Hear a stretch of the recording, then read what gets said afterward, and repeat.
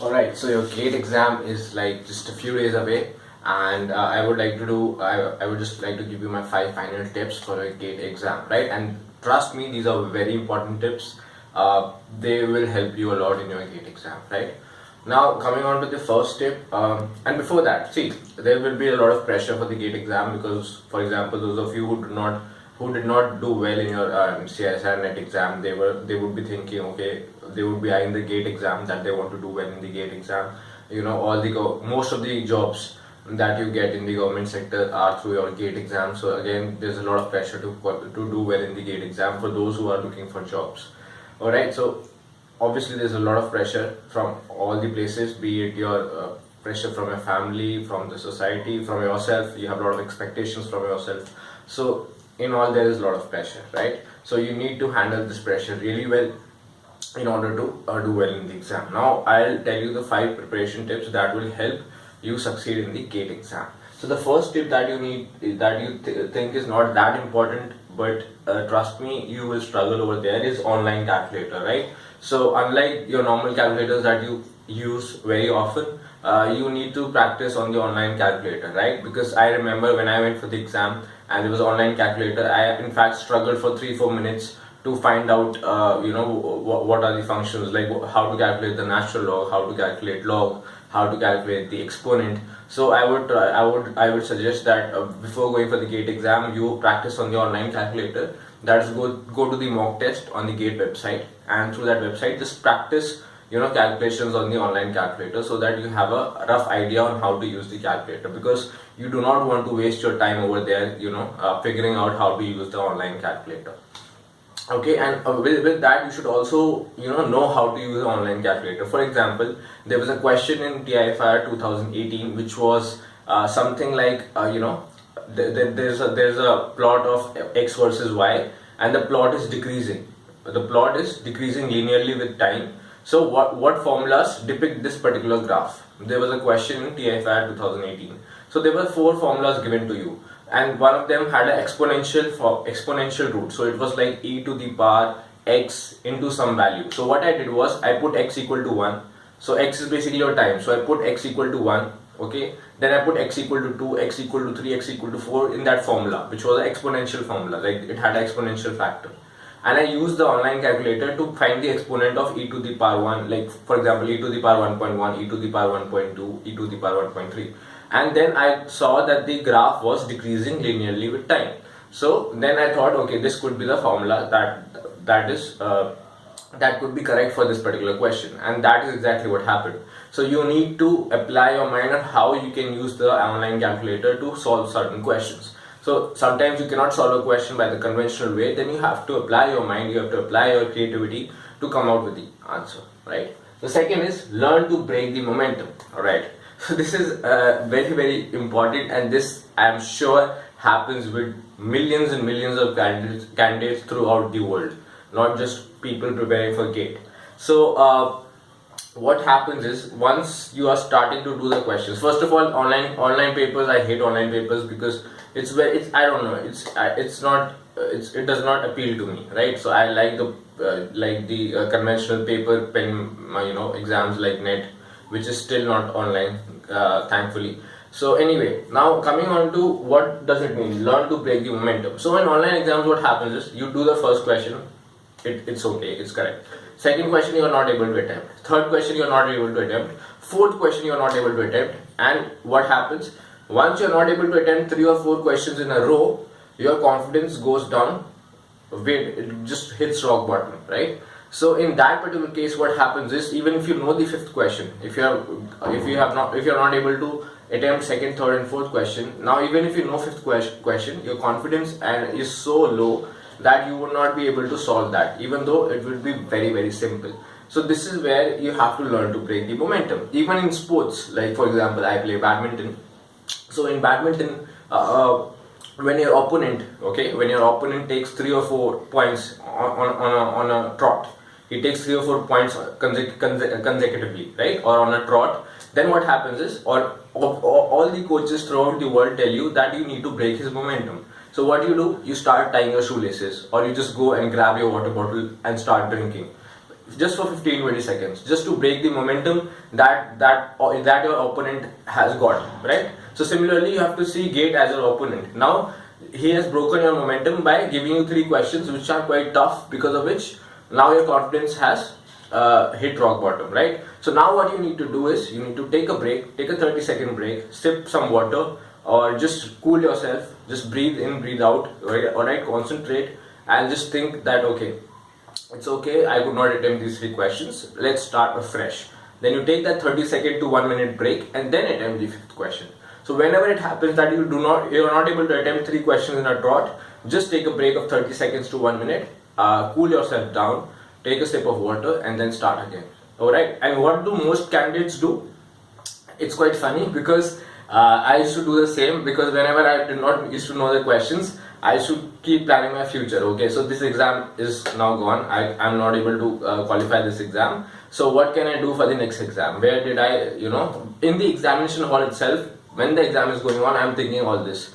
Alright, so I could not do well. What can I do for the next exam? Alright, so in this 1 year, how will I prepare? I start planning my future after the exam, right? So you don't have to go in that spiral, right? So you just have to take a break, 30-second to 1 minute, breathe in, breathe out, have a sip of water and then continue again. This point is very, very important. I'm sure it happens with a lot of candidates, right?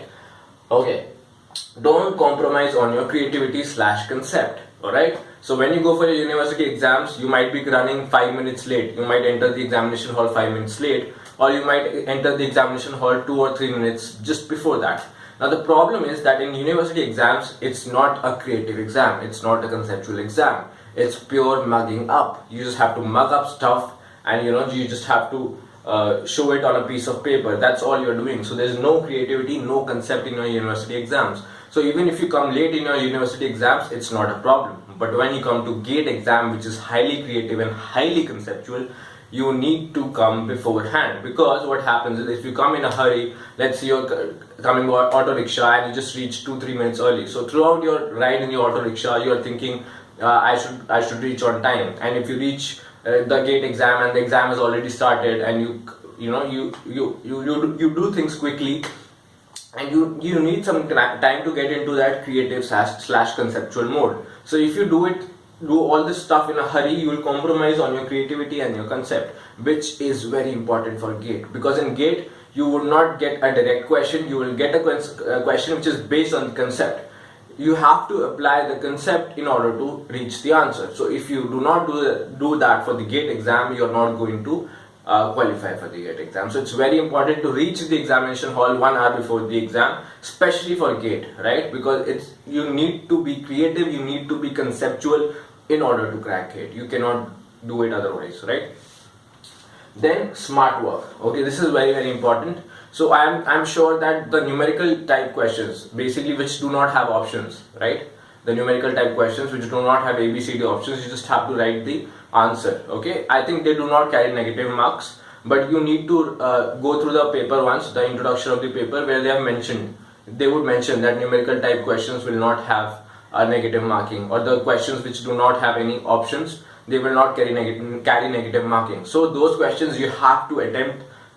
You definitely have to attempt those questions. And the way to attempt them is, now I'll teach you that since there is no negative marking, if there is no negative marking for such questions, then what you need to do is, they are mostly numerical type questions, most of them.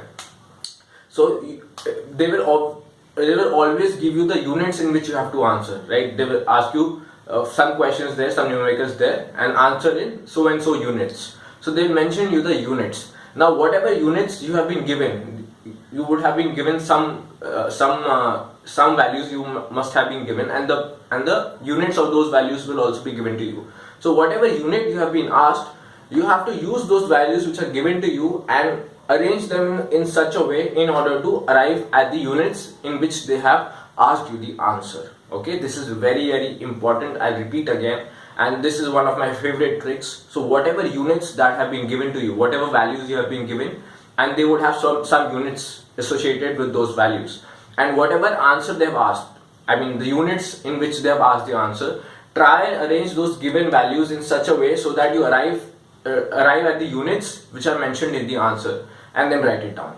So for example, let's say you have been given one unit as meter, right?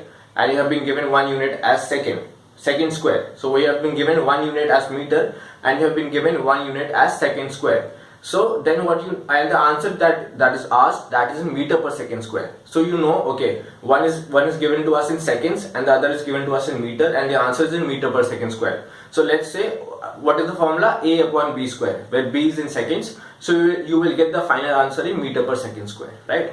But this only applies to negative marked questions, alright? If you it only applies to questions where you do not know the formula and there's no negative marking, alright? So over there you can try and use this formula. But sometimes, let's say there's some constant c also which we do not know about, because we do not know the formula, we are just going by the units, and sometimes in the formula there is a constant. So in that case you will get the answer wrong. So it's very risky to take such to use this technique when there's negative marking, right? So if you see negative marking in a question and you still want to attempt this trick, then do it at your own risk, right? But I would not recommend in GATE especially, because the value of the marks is quite less in GATE as compared to NET. In NET there is 4:1, so you can think of attempting, but I don't think you should do that for GATE, right? I used to do that because I like taking risks, but it's upon you whether you want to do it or not, right? And for that, let me check for the video once, right? Okay, and the fifth and the most important is unit conversion / formulas. This is that you have to practice this before the exam. Unit conversions is very important. It's a typical GATE question where the formula is very simple, the question is very simple. In the end, the only thing they will try and trick you with is unit conversions. They will give you the final answer and they will ask you that the final answer should be in these and these, in this and this units, and according to the given values you will get some other unit. So you need to convert that particular unit to the unit that they have mentioned in, right? And this is where students struggle, because they will ask you unconventional units like dyne, one dyne or one Gauss. They will ask you to write the answer in Gauss or in dyne, dyne, right? Or in calorie, or questions, they will ask you unconventional units, not the standard SI units. So you need to know unit conversions really well. Formulas, yes, you need to revise all the formulas in these days. There's no point practicing questions now, because I think most of the questions you have already practiced. There's no point now practicing those questions. And then the final tip is relax on Saturday. So your GATE exams on Sunday. So on Saturday, I would recommend. I know many of you don't do that, but it's very, very important to relax on one day before the exam at least. So just chill out, have a good time with your friends or your family. Just relax, have a good walk. Be with nature, and don't think about GATE. Whatever happens, happens. I know there's a lot of pressure. So there are two kinds of students. One who perform really well in pressure and one who underperform in pressure. I'm the second kind of student. I underperform when pressure is put on me. So I like to relax, and I do not like pressure being burdened upon me, right? So I'm that kind of student. I do not perform well in pressure. So I always like to be, you can say, free. I do not want any pressure on my head. But if you are someone who performs well in pressure, then it's up to you whether you want to take that pressure or not. But if you are a student like me who does not like pressure, so it's very important for you to relax one day before the exam, to recoup and just forget about GATE for a while at least, right? So I hope you do, all of you do really well. And one important thing that I want to tell you is, last year around 15,000 candidates gave the exam and 1,500 qualified the GATE. So the ratio is 1:10, which is very, very, very good. Alright, these days in the entrance exam, especially in India, you see a ratio of 1:50 minimum in a lot of entrance exams. But in GATE, especially in chemistry, you see a ratio of 1:10. I'm talking about chemistry especially. 15,000 candidates gave the exam and 1,500 qualified. And the best part about GATE is, even if you qualify and you're looking for a PhD, you would be called for interviews even if you're the last candidate to be qualified for the GATE exam. So it could be, let's say, you have a rank of 1,500 also. Even then you'll be called for a lot of interviews. Like some IITs will call you for interviews. Then there will be almost all ISERs, Indian Institute of Science and Educational Research.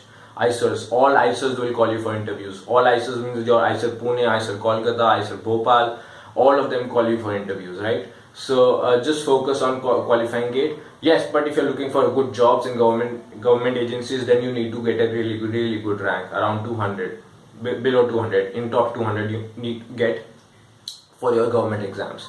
So you need to prepare accordingly. So if you're targeting government jobs, you need to get a really good rank. If you want PhDs, it's better that you get a good rank. You have a good chance of qualifying. But even if you're getting a rank of, let's say, 1200, 1300, 1400, do not get dejected. You will still be called for interviews for PhDs.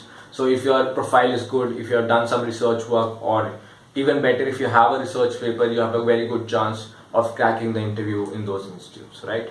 So I hope this video was helpful to you. I wish you all the very best, and I just let me know how many of you qualified, because I'm sure at least 100 of you who watch this video are going to get qualified, at least 100, and I'm pretty optimistic about it, right? So all the very best.